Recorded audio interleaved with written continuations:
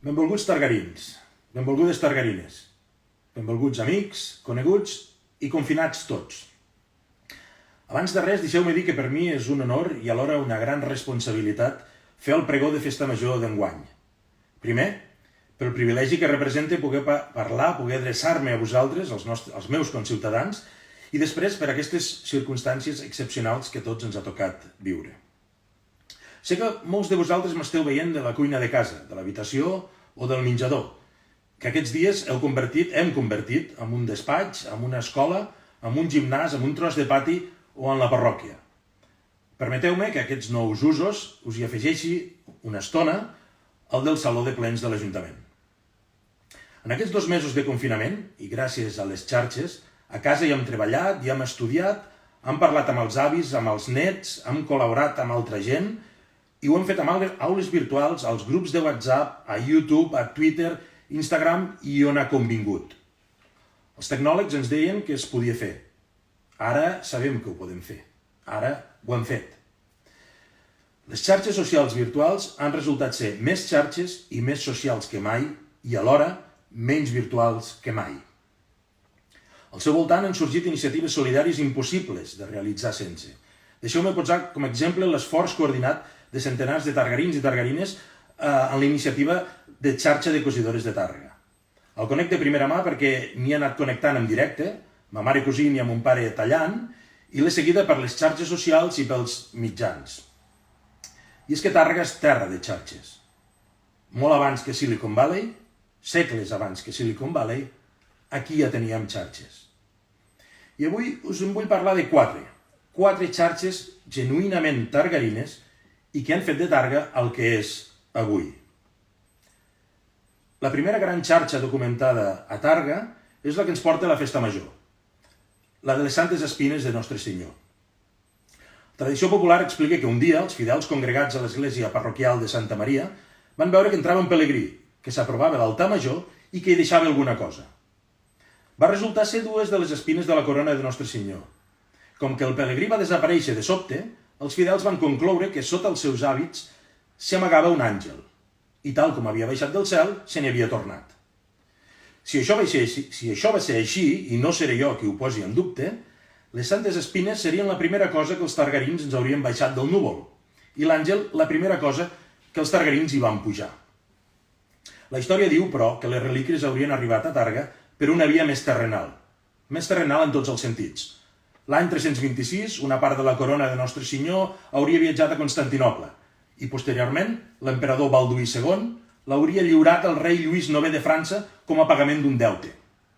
Finalment, el 1248, la corona s'hauria consagrat a París i d'allà se n'haurien escampat bocins per tota la cristiandat. Del centenar d'espines de la corona, 2 haurien arribat a l'església de Santa Maria de Tàrrega.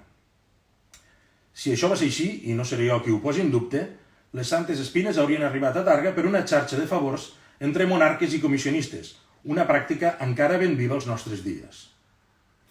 L'altra experiència que els targarins tenim amb les xarxes és amb la xarxa del Canal d'Urgell. El mal anomenat Canal d'Urgell són en realitat 2 canals, 4 séquies principals, que formen una xarxa de vora 325 quilòmetres, regant més de 70.000 hectàrees. Les obres es van realitzar mitjan segle XIX i la primera finca es va regar al 1862. El que em porta a l'altra gran xarxa, la del ferrocarril, la que l'any 1860 ens va connectar amb Lleida i Barcelona, però encara més important, la que ens va connectar mentalment i física amb la modernitat de la revolució industrial del nord d'Europa. El teixit empresarial i industrial de Tàrrega no hauria existit mai sense la connexió ferroviària al món. Canal i ferrocarril, doncs, van ser la internet de l'època. Infraestructures que van connectar persones, mercats, pobles i territoris i que van canviar per sempre la fesomia de la gent de Tàrrega. Tàrrega va passar en pocs anys de ser la Tàrrega agrícola i artesanal del XIX a la comercial i emprenedora del XX.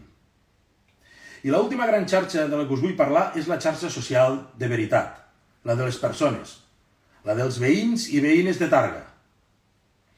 La nit del 23 al 24 de setembre de 1874 va caure un gran aiguat a Catalunya que va fer desbordar els rius de les comarques de Lleida i Tarragona. 4:15 de la matinada, el riu Ondara va sortir de mare provocant inundacions catastròfiques per a la nostra ciutat. Ho recordem com la ruïnada de Santa Tecla. El riu va destruir la major part de molins entre Cervera i Tàrrega, va arrossegar tot el raval de Sant Agustí, va convertir els 700 jornals de regadiu de Tàrrega en un pedregar i va malmetre el canal, tornant a convertir l'Urgell en un secà. A Tàrrega van morir 150 persones i 250 cases van haver de ser enderrocades. L'aigua va pujar fins a arribar a la plaça de Sant Antoni. De petit m'impressionava molt aquella placa que hi ha al carrer de les Piques, on hi diu «Las aguas llegaron aquí», amb aquella mena d'emoticona amb la mà del dit que senyala el nivell. La solidaritat dels targarins va ser immediata. Desenes de voluntaris van baixar al Reguer aquella mateixa nit a salvar gent i tot aquell que podien de les cases. Sabem de l'heroïcitat d'un d'aquests targarins, el Pau Ferrer i Majoral, conegut com el Cacauero, que tot sol i nedant va salvar fins a 45 persones i nombrosos béns en metàl·lic aquella fatídica matinada.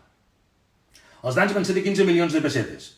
Al cap de 5 dies, el Consell de Ministres aprovava un ajut insuficient de 30.000 pessetes, una pràctica encara ben viva en els nostres dies.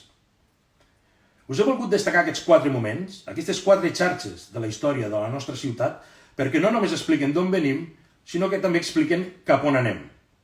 En certa manera, tots som hereus d'aquell núvol d'on va baixar l'àngel, de la terra que rega el canal, dels viatges en tren cap a la modernitat, amb els seus retards corresponents, i tots som hereus de l'esperit del Cacauero.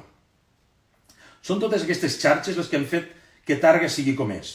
I avui, al segle XXI, un segle que ens ha arribat de cop aquest any, hi hem afegit a més les xarxes digitals. La Tàrrega del segle XXI és el resultat de la combinació exponencial de les unes amb les altres. Una ciutat que encara el futur amb esperança. Una ciutat que, malgrat tot, celebra la festa major a la xarxa i amb xarxa. Una ciutat que té els peus a la terra, que rega el canal, al cap a la quarta revolució industrial i que al cor hi porta l'esperit del canalero. Bona festa major a tothom!